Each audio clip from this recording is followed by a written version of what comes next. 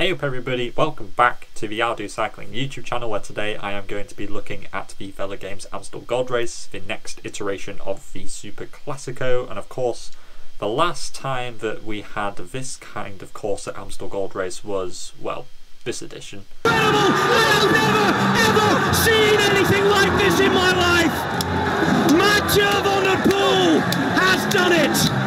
And so I'm very excited to have this back. Of course, last year we had like a truncated edition. It was a bit shorter, and that was taken by Wout van Aert ahead of Tom Pidcock. Of course, Wout van Aert is not in this race. He is still out because of COVID, which makes our lives a little bit easier perhaps.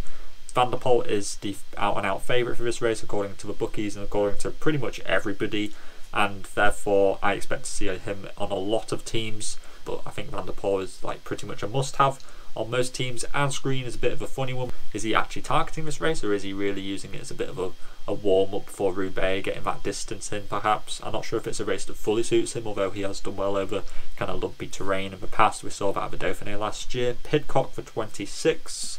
I do like this. I have a sneaking suspicion that Pidcock might do quite well in this race. Of course, denied last year. Arguably it was very controversial, but he didn't win that. It was really on the bike for him, but I think he'll be looking to perhaps make amends, and he'll be one of the more attacking and aggressive riders throughout the race. Peter Sagan and Greg Van Avermaet for 24 I'd be avoiding fully. I think that Michael Matthews is a good one. He looked good last year at this race, and it's a race that really suits him really. The short, punchy climbs, usually finishes with perhaps some kind of reduced sprint. If he can make it into like a reduced group of like 5 riders, he'd be like absolutely certain to finish on the podium more than likely. You've got Moscon, who I'd be avoiding. I'd probably avoid Seneschal as well. Arambarou for some reason is here and not in Basque Country, for whatever reason that is. And then there are some really good 20 pointers actually. Barguil, Benoit, Kuznavois, Hershey, Laporte, Mohoric. I think that all those are great choices. I probably don't think that Stybar and Trentin are, but you could really pick any of those 20 pointers. I think my favourite ones are Laporte, because they don't have Wout van Aert here. Mohoric perhaps for long range attacks, although his positioning at Flanders was absolute just trash. Kuznavois is always a bit hit and miss. Barguil's look pretty good. Benoit usually goes better over hilly terrain compared to cobble terrain. So all those 20 pointers are really good. 18 pointers my favourites. Van Baal, maybe, if he can continue that Flanders form. He does kind of serve as like a mountain domestique a lot of the time for Ineos, but the climbing shouldn't really put him off too much. Valgren loves this race and can sometimes just randomly just come out of nowhere and do a really good performance. So I think that Valgren would be another good, maybe Kwiatkowski, although I do expect him to be domestiquing for Pidcock for a lot of the race. Velens possibly, but again, very hit and miss, kind of like Hershey sometimes. 16 pointers, for me, I like Madouas and Dylan Teuns because they looked really good at Flanders. Usually that kind of form doesn't just disappear in a week.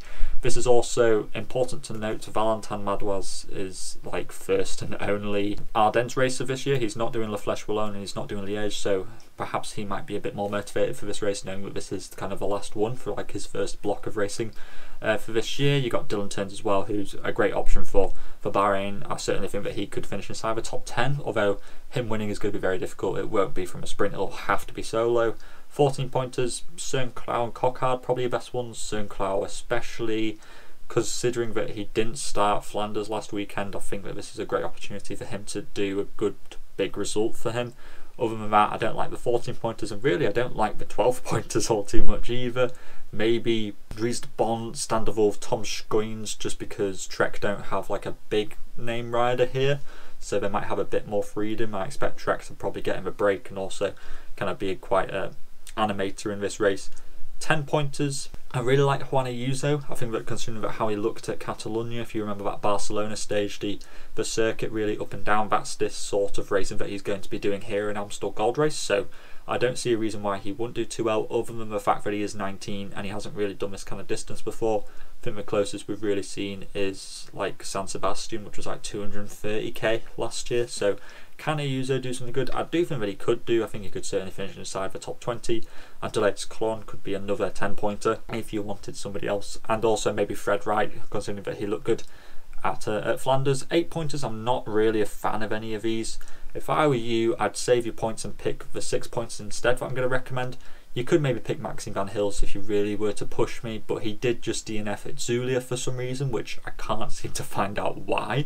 it's kind of difficult to say whether to put Van Gils on or not, but you do have some good 6-pointers, maybe like Alexander Kamp and Emil Leipens, considering that Trek, like I said, don't have a big kind of figurehead rider. You've also got Ian Livens, who I've been recommending the last few races, but I do think that this race suits him quite a bit more. Quentin Pacher would be one of my favourite 6-pointers because of how he looked at Catalonia, and also he does well over this kind of very punchy terrain.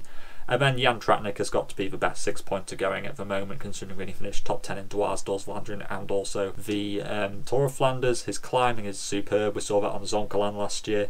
So I think that Tratnik's a must-have 6-pointer. And then other than that, maybe Marijn van den Berg. I'm quite high on him. Taco van der Hoorn to possibly get him a breakaway.